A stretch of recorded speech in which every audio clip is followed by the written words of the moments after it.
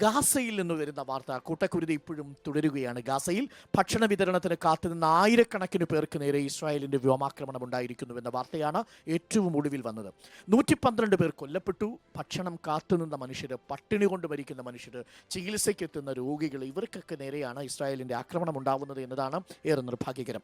112 പേർ കൊല്ലപ്പെട്ടു, 760-ലേറെ പേർക്ക് പരിക്കുണ്ട്. ദുരിതാശ്വാസ ക്യാമ്പിന് നേരെയുണ്ടായ ആക്രമണത്തിൽ 30 മരണമുണ്ട്. പോഷകാഹാരക്കുറവ് മൂലം 6 കുഞ്ഞുങ്ങളും മരിക്കുന്ന അവസ്ഥയുണ്ടായി. UN അപലപിച്ചിട്ടുണ്ട്. പക്ഷെ നോക്കൂ, പോഷകാഹാരക്കുറവ് കൊണ്ട് ഗസയിലെ കുട്ടികൾ മരിക്കുന്ന അവസ്ഥയുണ്ടാവുന്നു. അവിടെ വിശപ്പ് മൂലം ആളുകൾ മരിക്കുന്നതിനോടൊപ്പം ഭക്ഷണ കേന്ദ്രത്തിൽ കാത്തു നിൽക്കുന്നവർക്ക് നേരെ ഇസ്രായേൽ വ്യോമാക്രമണം നടത്തുന്ന ഒരു സാഹചര്യം ഉണ്ടാവുന്നു. ഇത് ഇന്ത്യ അടക്കം അപലപിച്ചിട്ടുണ്ടെങ്കിലും അന്തർദേശീയ സമൂഹത്തിന് ഒരു പരിധിക്കപ്പുറം ഒന്നും ചെയ്യാൻ കഴിയാത്ത സാഹചര്യം ഉണ്ടാവുന്നു.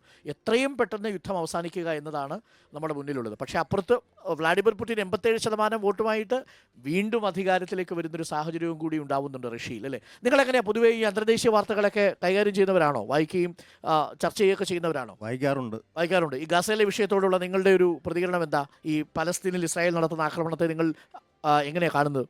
അതിന് ശാശ്വതമായ ഒരു അന്ത്യം ഉണ്ടാവണമെന്നാണ്. BJP പ്രതിനിധിക്ക് മറ്റെന്തെങ്കിലും നിലപാടുണ്ടോ ഈ കാര്യത്തിൽ? ഇസ്രായേലിന്റെ ആക്രമണം ന്യായമാണെന്നുള്ളതായിരുന്നു ഒരു കാലഘട്ടത്തിൽ BJP ഉയർത്തിയത്. പക്ഷേ ഇപ്പോൾ അങ്ങനെ ആരോപണം BJPക്ക് ഇല്ല. പക്ഷേ യുദ്ധം അവസാനിക്കണം എന്നതാണ് ഇന്ത്യയുടെയും നിലപാട്, അല്ലേ? ഇലക്ഷൻ സമയത്ത് ശരിക്കും അതിനെക്കുറിച്ച് ഒരു അഭിപ്രായം പറയാതിരിക്കുന്നതാണ്. പക്ഷേ ഇലക്ഷനും മനുഷ്യാവകാശവും രണ്ടല്ലേ? അല്ലേ? നമ്മൾ തുറന്നൊരു അഭിപ്രായം പറയാം. എന്താ സുനിലെ അഭിപ്രായം? ഞങ്ങളുടെ പാർട്ടി തന്നെ അതിനെ ശക്തമായും അപലപിച്ചിട്ടുണ്ട്. അതായത് മനുഷ്യ കൂട്ടക്കുരുതിയാണ് ഗാസയിൽ നടക്കുന്നത്. അതെ, അതിനെ ഏറ്റവും ആദ്യം നിലപാട് പറഞ്ഞ പാർട്ടി CPM ആണ്. അതെ, ആ നിലപാടിൽ ഉറച്ചു നിൽക്കുന്നു. പാർട്ടിയുടെ ജനറൽ സെക്രട്ടറി തന്നെ പറഞ്ഞിട്ടുണ്ട്. അതിനപ്പുറത്തേക്ക് ഒരു മറുപടി പറയേണ്ട കാര്യമില്ല. അപ്പോൾ നമ്മൾ രാവിലെ ഇതൊക്കെയാണ് ഇന്ന് പ്രധാനമായിട്ടുമുള്ള വാർത്തകൾ. എല്ലാവരും ലൈന ഇത്രയും പേര് ഇവിടെ നമ്മൾ പ്രതീക്ഷിച്ചില്ല. നമ്മൾ ആ ഒരു 6-7 പേരാണ് പ്രതീക്ഷിച്ചത്. എല്ലാവർക്കും ഉള്ള ചായ ഉണ്ടോ എന്നറിയില്ല. എങ്കിലും നമ്മൾ ഉള്ളതുപോലെ ഇന്ന് രാവിലെ ചായ കുടിച്ചുകൊണ്ട് ബാക്കി വിശേഷങ്ങളിലേക്ക് കിടക്കാം.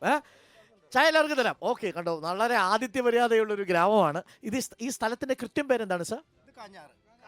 കാഞ്ഞാറ് ഈസ്റ്റ്. ഇവിടുത്തെ പഞ്ചായത്ത് മെമ്പറാണോ താങ്കൾ? വെള്ളിയാമറ്റം പഞ്ചായത്ത്. ഈ പുഴയ്ക്ക് അക്കരമാണ്. പുറത്തോട്ട് മാറിയാലും കൊടയത്തൂർ പഞ്ചായത്ത്.